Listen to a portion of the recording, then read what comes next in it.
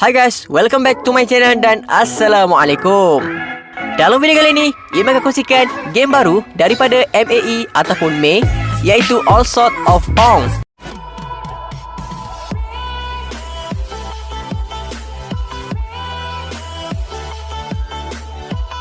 Pertama sekali, korang kena dapatkan peluang untuk main game ni.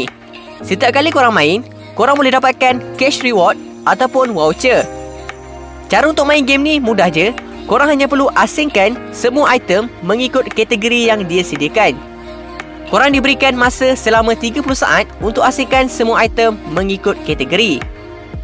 Setiap satu item yang berjaya korang susun mengikut kategori, korang akan dapat 5 point dan korang kena dapatkan minimum 100 point untuk dapatkan reward dalam game ni.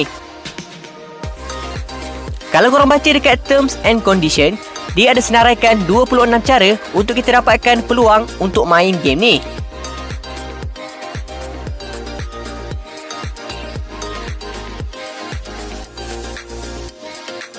Tapi, Iman akan tunjukkan satu cara yang mudah untuk dapatkan peluang, iaitu dengan cara korang send Angpao. Sekarang, Iman akan tunjukkan cara untuk send Angpao.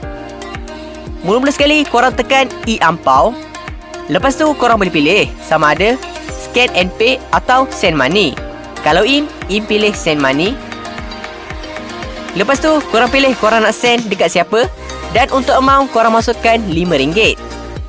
Akhir sekali, tekan Send Now dan tekan Approve. Bila korang dah berjaya send Angpao, korang akan dapat satu peluang. Lepas kita dah dapat peluang, barulah kita boleh main game ni. So, jom tengok Iman main game dan kita tengok hadiah apa yang Iman akan dapat.